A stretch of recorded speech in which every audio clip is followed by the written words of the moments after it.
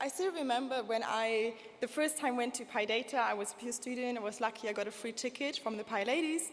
And I think back then I was like trying to brush up my Python skills, wanting to get a data science position, and was very keen on using all these new machine learning technologies and learn about these. And I guess back then I probably would have asked, like, why should I care about clean code? And maybe I would have not gone to this talk. And now, a few years later, I've worked in different data science teams with different code repositories. And I've also worked with engineers and often that work with data scientists. And often it's more like, why don't they care about clean code? So I've talked with many engineers and it's like, oh my goodness, this code base of the data science, it's a bunch of spaghetti code. And I remember my brother recently, a software engineer, also switched to work with data scientists. And then I asked him, like, how is it going? Like, how do you like Python? And he was like, my goodness, these data scientists, they want to put Jupyter notebooks into production. Like, what a mess.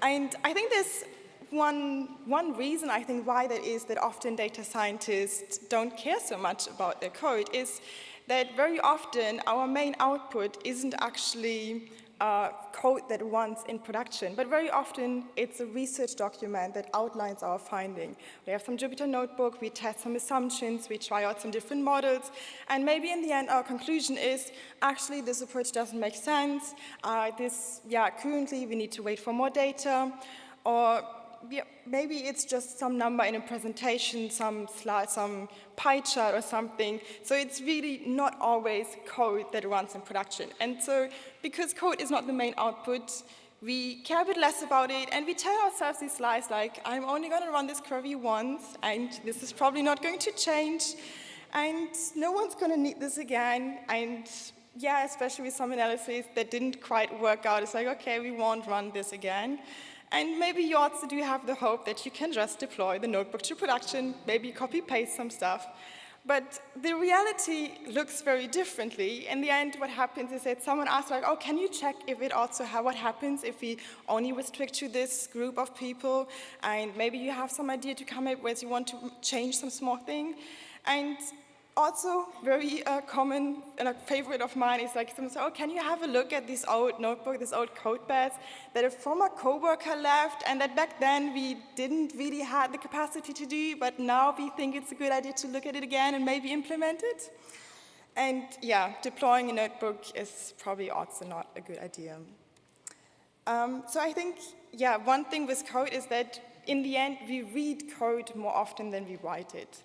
And that means that if we have dirty code that is hard to understand, it slows us down.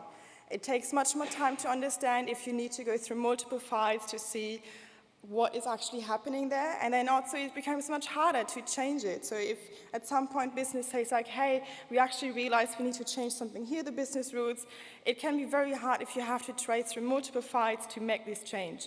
And if you have a very big Jupyter notebook, a lot of spaghetti code, it's also much easier to hide bugs in there. And I think one last reason why especially data scientists should care more about clean code or good coding practice is that it also makes reproducibility easier if your code is in a clean structure. Okay, so now I hope you agree with me that it's good to have code that is easy to read. And I just want to go through a few things that I think help to make code easier to read. So one of the more important ones, and probably also very difficult one, is like that it's good to have meaningful names. So this one, for example, this example functions, it's hard to understand what it does. The variable names are very short and super generic. There is some magic number in there that you don't know what it is. Very commonly what happens if you start writing, learning about coding, people tell you it's good to add comments, and so you just add a comment, and it's like, okay, now we know that this calculates a new price. But it's still not very helpful. So a much better solution to this is to use very descriptive names that are longer, and this also has an added bonus that we can actually use we can search for these names in our code base. Good luck if you want to search for the variable named k. And in this case, we also don't need the comment anymore. We can just explain the code through our names. And here, then it becomes clear we want to discount some prices. So I work with hotel data of 10%. So now we also know where the 0.9 came from. It's for the discount. And we also avoid generic names like transform item that don't really tell us much. Yeah, another good thing, and I think this is a very popular one, especially for data scientists, you do write some code and you do a lot of like data transformations, and it just grows very organically. And then you have this very long function that, you add some comments somewhere to the different sections so that you still know a bit what happens. But a much better solution would be to structure this long code into shorter functions. And then each function then can also, the name of the function can tell us what actually happens here. So this is also a bit of a pet peeve of mine, that I think comments, most comments are bad, so especially they tend to go stray. So if you work with some old code base and someone was very kind or thought kind, and they added many comments and you read them and they just don't make sense anymore because the code evolved but the comments did not. So my rule of thumb is always to try to explain the what with the code itself in the function name, so the variable name, etc., and keep the comments to only explain the why, like why are we doing this weird magic trick here, and this one is a bit more complicated, I think, like maybe a bit more abstract, but in the end, kind of the overruling principle, at least for me, it's about to avoid mixing different abstraction layers. So in this example, the code, for example, we have one function, compute features, which probably does a bunch of important things somewhere in there, and then we have some very low-level function that is some string transformation and some filtering of some certain IDs. And a much better solution would be to group operations together that have the same level of abstraction, and so use this to structure the code into different abstraction hierarchies. And the same also holds for the variable names, what I showed before. If we have a very generic function, then of course we can have very generic names. If we have more specific functions, we want to have more specific names. So probably many of you have already heard some of these principles. Maybe you already read about these or you already know them intuitively, but it's often very difficult to find the time for this. And especially if then your product manager wants to see results and your results is not actually code, it sometimes can be difficult to prioritize these or find the time. And I think this is something where the data science perspective can help a bit. So what we can do is we can try to find ways to measure the code complexity or how clean our code is. And once we have data from our measurements, we can visualize these. And with visualizations and the measurement data, we can also then prioritize like how to improve our code. So I think this has been very commonly used since you can only improve what you measure. I don't know who actually said it. I think it's a bit overused, but it is true that to some degree that if you can measure something, it can help you to improve. So this brings me to my second part about like measuring code complexity. So what we can do is we can use some heuristics that help us to measure code complexity, which gives us like a proxy on our code quality. So a very easy one is function length. You can just count the lines your function has, and if it's very long, that's a good indicator that you should probably refactor. You can also check the number of input and output parameters, so this is all relatively easy to check and count. Then the next one is the cognitive complexity. So in this one way to measure how complex a function is, like how much mental load we need to understand what is happening is, we can count the increments for breaks in the flow. So like every time there's an if-else statement or like a for loop or a nested for loop, this is a break in the linear flow of the program. So the more increments we have, the more nested the function is and the more difficult it is to understand it. And then this one is kind of hinting on this, the different abstraction layers, but like in very small scope. So you can check that you only have generic variable names if the function is very small. So so that like the bigger the function is, the more scope, you should have more specific names and not use this very generic terms like items, write, etc. And then this one, the last one is about expression complexity. I mean, a good rule of thumb is that if your expression goes over multiple lines, you should probably split it. But this is basically about trying to see how long is your expression, like how complex is it, how many expressions do you put together. So if, for example, in this panda statement, it becomes very difficult what we're actually trying to check here. So the good news is that all of these are available as Flake 8 plugins, so we don't really have to do that much work. Flake is great, you can put it into your CI pipeline, but the disadvantage is that it's only giving you like a binary number, like your code fails or it passes. And if you have some old code base or you're just starting out on this journey, this can be a lot of work, like your whole code base might be a big mess, and then it can be a bit difficult to introduce these flakers because your whole code's just gonna, just a mess and it's just gonna fail everything, and you don't wanna go and improve everything all at once, or then the other option is you just make the threshold very high for everything to pass, and then you kind of lose the benefit. So what I did make some wrappers on these flake functions to actually collect the numbers that the flakers use for their binary flags. So I computed some complexity heuristics, like just some wrappers around these flake functions. And in my case, I just have a Jupyter notebook, which we as a team decided is good enough. And I store it in a Google Sheet. So your needs might vary. So depending on how you need it, you might want to run it more often. So in our case, we decided that it's good enough to run it once every 2 months to see. And this then gives us some data that we can visualize. So these are 2 repositories from my team. And we can now see, like, okay, this is the average complexity over all functions in this code base. So the second one is steadily declining. So I think it's good that we're like having this in mind with that we want to have good code. And then the blue one, the top one, was one of our old code base that no one really wanted to touch. And some of my colleagues went and improved it. And you can see that the complexity decreased by quite a bit. The other way that we can then use this data is that we can, like I said, I store it in a Google Sheet, so we can also use some highlighting. And then this can help us to prioritize, to see, okay, which functions are actually like the worst functions and which one should we tackle first. So here we see this main function is quite long and has high cognitive complexity, so this one would be a good candidate to refactor.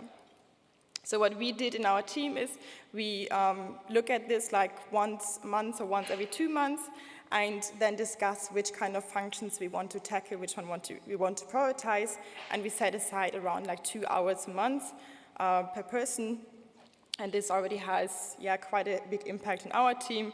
So when we refactored this one, so this was the blue line from before, you can see now it's green. I mean, it doesn't say much, but my colleagues also say that it's indeed much nicer now to work with this code. So this brings me already to the end of my talk, and I hope you didn't come here expecting some magic solution, some neat trick that's going to solve all your code problems, because I think in the end, and it's a lot about culture. So you have to foster a clean code culture in your team if you want to have good code. So what I presented here is a bit more like a process, and I think this process definitely can help to foster this culture. So as I mentioned, the way we do this, we meet like once a month, once every 2 months, and then just think together, have a look which code we think needs improvement, and kind of hand out like some, everyone grabs like, okay, I'm going to have a look at this part. We have set aside like some time. And I think one big benefit also that we saw is that we use pair programming. I think especially if you have some old code base that no one really wants to touch because it's such a mess and everyone knows it, it can be really nice if you do it in a pair programming, so you don't have to wade through the dirty code alone. And I think this was also like one of the feedbacks from my team, that they say this was one of the biggest benefits, that through the pair programming they also really shared the knowledge about the code and really also improved their coding skills if you pair like junior and more senior together. Another way how you can foster clean code culture. In a previous team, we read the clean code book in a reading group at work, and this really helped us to kind of see a bit more like what things are out there. So I only presented like some of the main concepts of clean code, but of course there are like more. And especially this kind of reading together, and then after reading one chapter, checking like, okay, how bad is our code for these terms? Really does help to foster this culture. And with that, I conclude my talk. So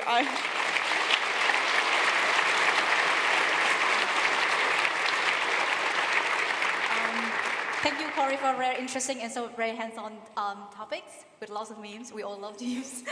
And I can see it here that we have a very lively Q&A sections. So first up, are you sharing these flicked edge wrappers for trackings? They sound perfect for our team.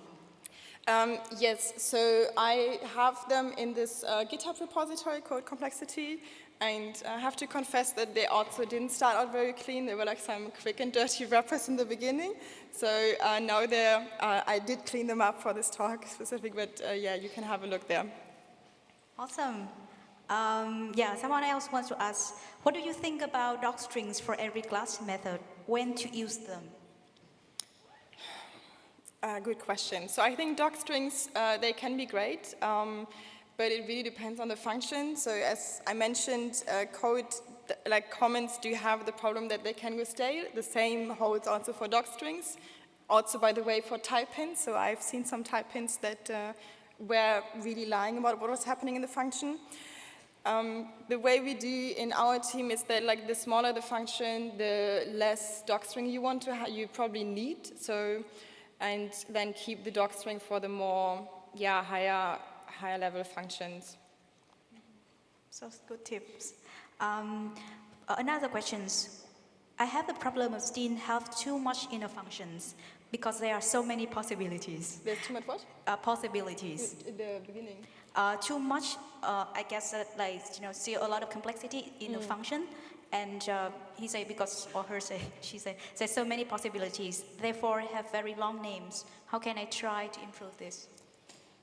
That's a good question. So the way I understood it is like about if we preferring like long names versus short names. I do like short names because I like short line lengths, but there is then the trade-off that indeed you should not compromise readability.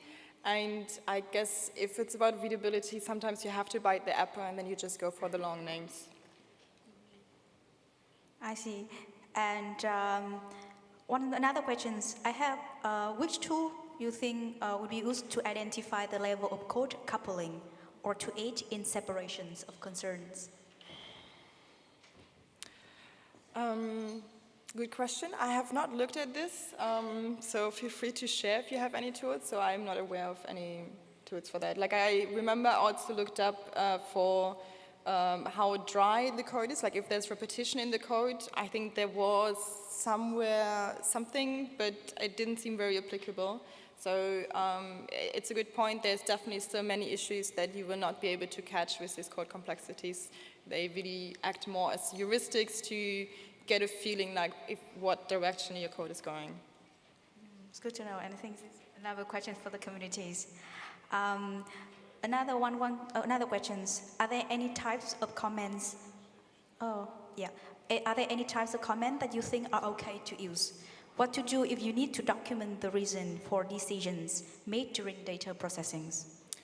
So don't get me wrong, I'm not against types or comments. So I do use type hints and comments as well. I think it's just like we have to be aware that comments are not the solution to having explainable code.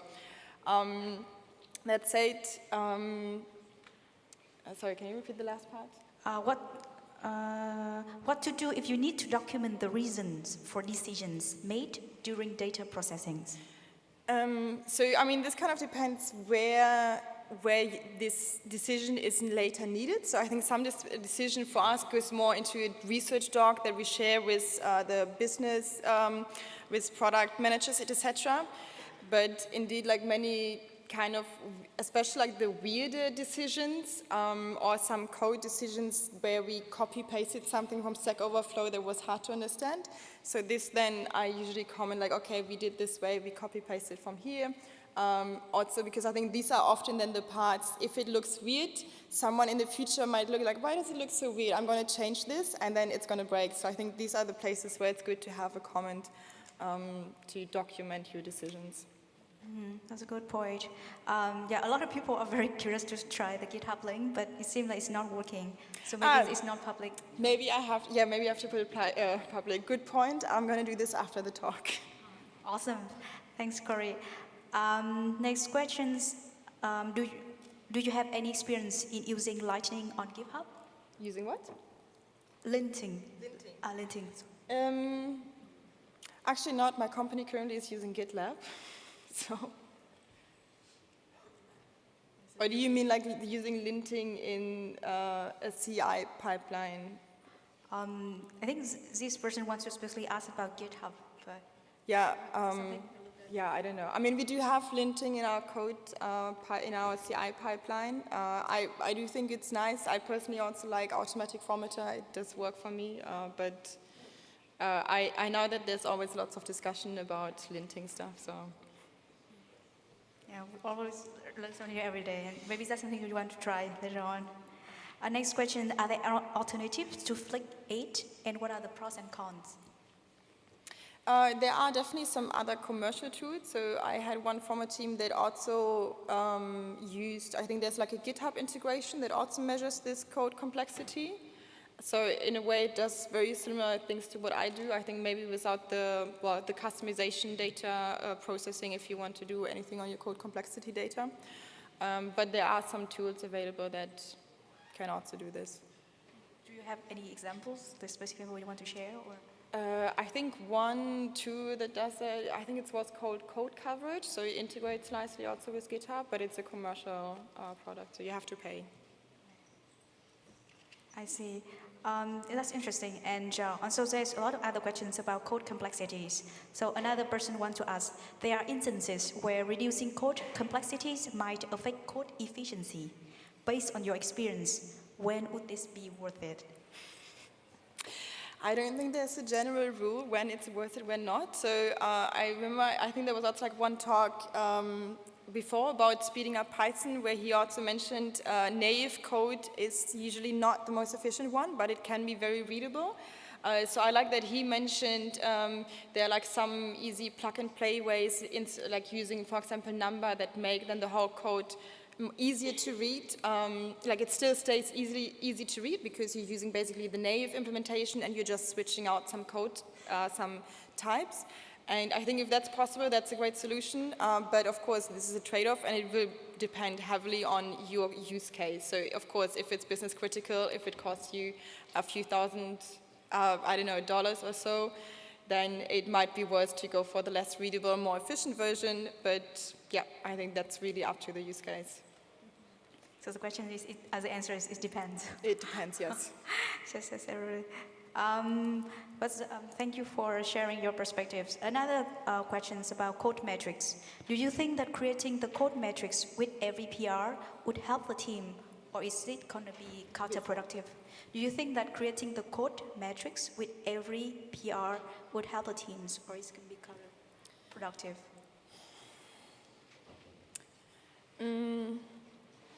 So I think one thing that I did, I mean, this is kind of more using so I think one thing we did is that if you then have like a decent code complexity in your code base, so that you can start using the flakers as they're supposed to be, then it can be a nice way to have them in your PR CI pipeline to check like, okay, that the code does not deteriorate. you can also include checks. I think it can be nice. I think especially the color coding often can have like a good benefit if you see like this code that you're trying to merge has an orange complexity. So often it's not so much about the number, but kind of giving the colors. And I do think that people are a bit more reluctant to merge something if it's orange. There is also a lot of discussion. I had some discussion with the guys setting up the pipelines in my company that I wanted to have some flakes to only show orange, but you can still merge it because it was a big pain in the beginning when he introduced all of them.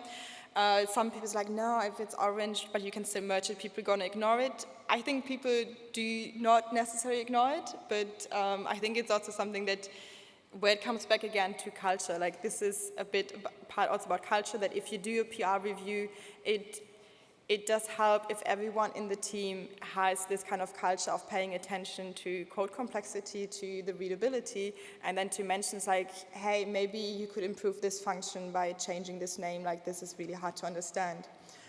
So I think this is probably how you want to do it. Mm-hmm. And yeah, it all ties back to like cultures, Yeah. that you say. Another question is particularly about gamifications. How do your user react on the gamification of PyBlend and a graph by PyReverse? How do your user react on the gamification of PyBlend and a graph by PyReverse?